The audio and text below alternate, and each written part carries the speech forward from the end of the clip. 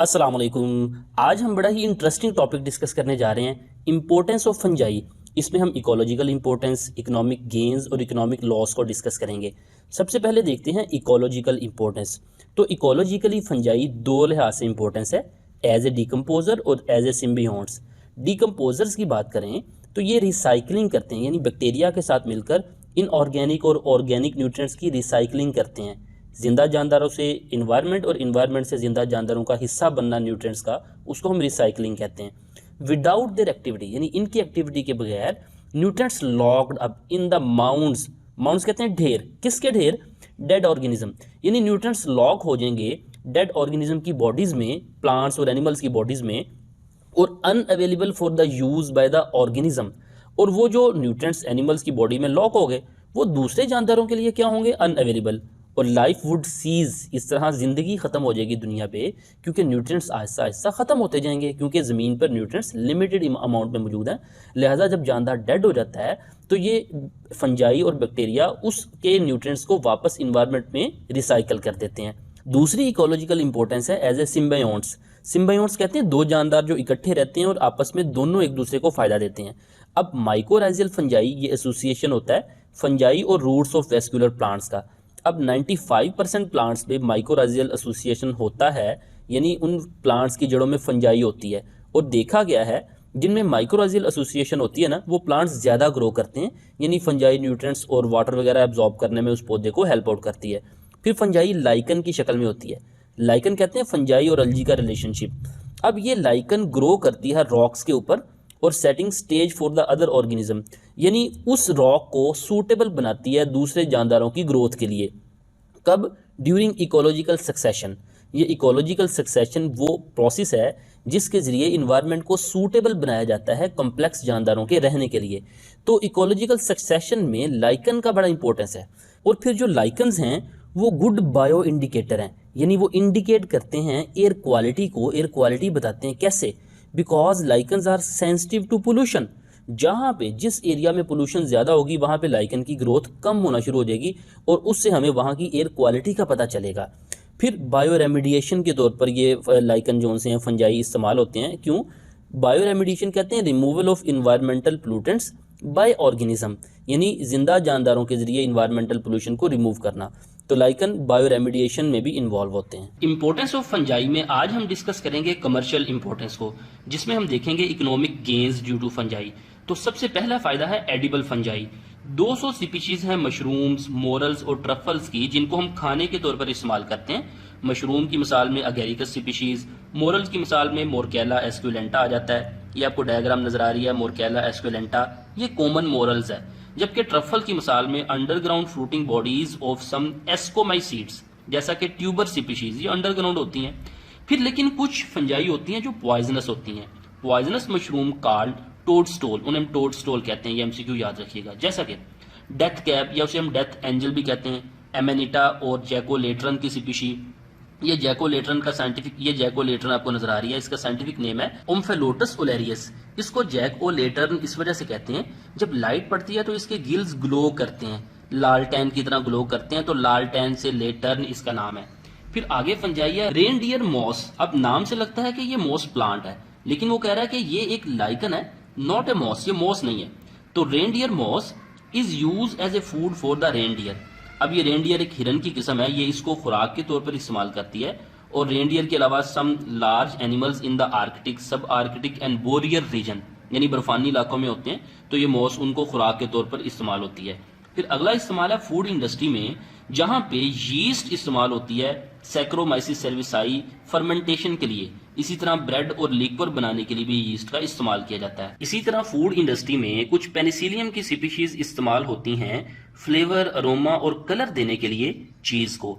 और एस्परजीरस इस्तेमाल होती है use for producing fermenting soya sauce and soya paste from soybean. इसी तरह citric acid obtain from the some Aspergillus species. इसी तरह फंजाई इस्तेमाल होती है as a source of antibiotics and drugs, जैसे कि पेनिसिलिन एक एंटीबायोटिक है जो कि हासिल की जाती है पेनिसिलियम नोटाटम से। इसी तरह लोवेस्टेटिन एक ड्रग है जो कि इस्तेमाल होती है ब्लड कोलेस्ट्रॉल लेवल को लो करने के लिए। साइक्लोस्पोरिन जो कि हासिल की जाती है सोइल फंगस से, use in the organ transplantation for transplantation rejection. जब आप किसी में ऑर्गन को ट्रांसप्लांट करते हैं ना, तो बॉडी उस ऑर्गन को रिजेक्ट करती है, तो उस रिजेक्शन को अवॉइड करने के लिए साइक्लोस्पोरिन इस्तेमाल की जाती है। Ergotine to relieve one kind of headache migraine, तो इर्गोटीन को हेडिक्स, ये जो आधे सर का दर्द होता है जिसे माइग्रेन कहते हैं, उससे आराम देने के लिए, उसको क्योर करने के लिए इस्तेमाल किया जाता है। इसी तरह एक ड्रग है ग्रेसियोफ्लेविन, जो कि इस्तेमाल होती है to inhibit the fungal growth. Commercial importance की बात करें तो कुछ नेचुरल डाइज हैं, नेचुरल कलर हैं जो कि लाइकन से हासिल किए जाते हैं, वो टेक्सटाइल इंडस्ट्री में इस्तेमाल होते हैं। फिर फंजाई का इस्तेमाल है genetic and molecular biological researches में। क्यों रिसर्चेज में फंजाई को यूज किया जाता है? क्योंकि फंजाई का रैपिड जनरेशन, नेक्स्ट जनरेशन आप जल्दी हासिल कर सकते हैं। Rapid increasing pool of the genetic and biochemical information, यानी इसका जो जेनेटिक पूल है ना वो बहुत ज्यादा होता है। अब यीस्ट पहला यूकेरियोटिक जानदार है जिसको जेनेटिक इंजीनियर्स ने इस्तेमाल किया। 1983 में सबसे पहला फंक्शनल आर्टिफिशियल क्रोमोसोम बनाया गया सैक्रोमाइसिस सर्विसियाई का। अब यही सैक्रोमाइसिस सर्विसियाई का ही सबसे पहले जीनोमिक सीक्वेंस स्टडी किया गया 1996 में। अब यानी फंजाई को इन्वेस्टिगेट किया जा रहा है for the production of some hormones बनाने के लिए। इसी तरह पिंक ब्रेड मोल्ड न्यूरोस्पोरा, इसको इस्तेमाल किया जा रहा है जेनेटिक रिसर्च के लिए। इंपॉर्टेंस ऑफ फंजाई में आज हम डिस्कस करेंगे economic losses due to fungi. सबसे पहले बात करते हैं प्लांट डिजीजेस की। तो फंजाई पौधों में बहुत सी बीमारियां पैदा कर सकते हैं। उसकी वजह यह है कि फंजाई के इंजाइम्स इतने पावरफुल होते हैं कि वो ब्रेक डाउन कर सकते हैं पौधों के सेलुलोज, लिग्निन और क्यूटिन को भी। ऑल प्लांट्स आर ससेप्टिबल, यानी हर पौधे पे फंजाई अटैक कर सकते हैं। फंजाई की वजह से पौधों में होने वाली कुछ बीमारियां, जैसा कि रस्ट, चावल में आपने देखा हो कि जिस तरह जंग लगा हुआ है उसके पत्तों पे ऐसा होता है। स्मट होती है गंदम के अंदर, मकई के अंदर, ये ब्लैक कलर के हो जाते हैं सिट्टे। पाउडरी मिल्ड्यू ग्रेप्स, रोज और वीट के ऊपर ऐसा लगता है जैसे पाउडर छिलका हुआ है। इसी तरह इरगोट ऑफ राई, इसमें भी ब्लैक कलर होता है। Red rot of sugar cane, गन्ना आपने देखा रेड कलर का, आमतौर पर गलती से लोग समझते हैं जैसे इसको सुअर ने काटा हुआ है, सुअर ने खाया हुआ है, लेकिन ये लैदा से बीमारी है फंजाई की। पोटैटो विल्ट, आलू में बीमारी है। कॉटन रॉट रूट, कॉटन की जो रूट है जड़ है वो रॉट कर जाती है, गल सड़ जाती है। एप्पल स्कैब, एप्पल पे दाग पड़ जाते हैं। Brown rot of peaches, plum, apricot and cherries, यानी इन पे ब्राउन कलर का ये गलना सड़ना शुरू हो जाते हैं। नेक्स्ट हम बात करते हैं एनिमल डिजीजेस की। तो रिंगवर्म और एथलीट फुट इम्परफेक्ट फंजाई की वजह से होता है। इसमें बॉडी पे रेड कलर का रिंग बन जाता है, ये पाँव के अंदर बीमारी है। इसी तरह कैंडिडिया अल्बिकेंस एक बीमारी है that cause the oral and vaginal thrush, यानी सॉफ्ट टिश्यू ओरल और वजाइना पे थ्रस्ट जख्म बन जाते हैं। इसको हम कैंडिडियाडस और कैंडिडियोसिस भी कहते हैं। इसी तरह हिस्टोप्लाज्मोसिस एक बीमारी है जो कि इन्फेक्शन ऑफ लंग्स का इन्फेक्शन है caused by inhaling spores of fungus, जो कि फंगस के स्पोर्स को इनहेल करने की वजह से होता है। और वो फंगस के स्पोर्स कहाँ पे मौजूद होते हैं? ऐसी सॉइल में जो कि कंटेमिनेटेड है, आलूदा है विद द बर्ड्स फीसिस, यानी परिंदों के फीसिस से, परिंदों की बीठों से जो आलूदा है ज़मीन, उसमें ये स्पोर्स होते हैं। अब वो कह रहा है if infection spread into the blood stream, यानी वो लंग्स का इन्फेक्शन अगर ब्लड स्ट्रीम में आ जाए, then to the other organ, दूसरे ऑर्गन में चला जाए, सीरियस एंड फेटल, यानी ये जानलेवा भी हो सकता है। फिर इसी तरह एस्परजिलस फ्यूमिगेटस काज एस्परजिलोसिस, यानी ये जो फंगस है ये बीमारी पैदा करती है aspergillosis, but only in the person with a defective immune system such as AIDS, यानी ये एस्परजिलोसिस सिर्फ उस पर्सन में हो सकती है जिसका इम्यून सिस्टम सही तरह से काम नहीं करता, जैसा कि एड्स के पेशेंट। अब इस बीमारी की वजह से भी क्या हो सकता है? डेथ हो सकती है। फिर आगे एस्परजिलस जो कि एक फंगस है produced most carcinogenic mycotoxin called aflatoxin, यानी ये कार्सिनोजेनिक मायोटॉक्सिन प्रोड्यूस करती है जिसे हम एफ्लाटॉक्सिन कहते हैं।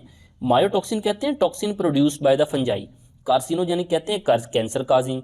इसी तरह एस्परजिलस कंटेमिनेट्स, या आलूदा करती है इम्प्रॉपरली स्टोर्ड ग्रेन्स को, जैसा कि पीनट और कॉर्न वगैरह। इसी तरह milk, egg and meat may have aflatoxin, यानी इन चीज़ों में भी एफ्लाटॉक्सिन हो सकती है थोड़ी मिकदार में।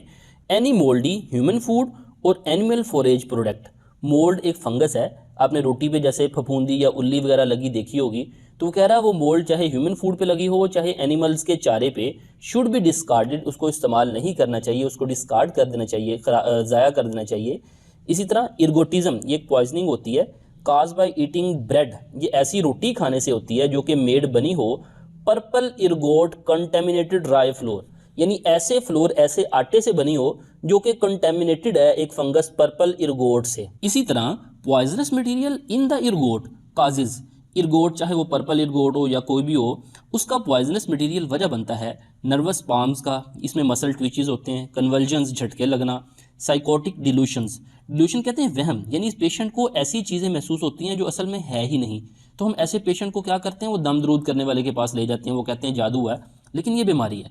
इसी तरह गैंग्रीन, इसमें डिकम्पोजिशन ऑफ बॉडी टिश्यू की तरफ ब्लड सप्लाई नॉर्मल नहीं होती तो वो बाकायदा डिकम्पोज होने लग जाते हैं। इसी तरह सेप्रोबिक फंजाई जो कि डिकम्पोजर हैं, मुर्दा जानवरों और पौधों की बॉडीज़ को डिकम्पोज करके इन्वायरमेंट में रिसाइकिल करते हैं। ये यूजफुल रिसाइकलर हैं, लेकिन काज इनकैलकुलेबल डैमेज, ये डैमेज करते हैं फूड, वुड, फाइबर और लेदर, यानी इन चीज़ों को भी डिकम्पोज कर देते हैं। हत्ता कि दुनिया में 15 से 50% वर्ड्स फ्रूट जो लॉस्ट होता है हर साल, वो इसी फंजाई की वजह से होता है। वुड रॉटनिंग फंजाई जो कि वुड को रॉट करती है, गलाती है। Destroy living trees and structural timber, जिंदा दरख्तों को भी डिस्ट्रॉय कर देती है। स्ट्रक्चरल टिम्बर कहते हैं लकड़ी के बड़े बड़े तख्ते जो कि आप कह रहे हैं फर्नीचर वगैरह में इस्तेमाल होते हैं। इसी तरह ब्रैकेट या शेल्फ फंजाई, इसकी शक्ल ना शेल्फ की तरह लगती है, आप डायग्राम में देख सकते हैं। Cause lot of damage to the stored cut timber, लकड़ी के तख्ते जो हमने स्टोर किए होते हैं, as well as stands of timber of living trees, यानी लिविंग ट्रीज को भी ये डैमेज करती हैं। इसी तरह ए पिंक यीस्ट जिसको रोडोटोरोला भी कहते हैं, ग्रोज ऑन शॉवर कर्टेंस, यानी हमने वॉशरूम वगैरह के अंदर जो शावर पर्दे लगाए होते हैं वहाँ पे आप कह रहे हैं मॉइस्चर होता है तो वहाँ पे ये ग्रो करती हैं। एंड अदर मॉइस्ट सरफेस या दूसरी मॉइस्ट सरफेस पे भी ये ग्रो करती हैं और नुकसान पहुँचाती है। तो ये था आज का टॉपिक, उम्मीद आपको समझ आई होगी। फीडबैक ज़रूर दीजिएगा। मिलते हैं नेक्स्ट लेक्चर के साथ। अस्सलाम वालेकुम वरहमतुल्लाहि वबरकातुहू।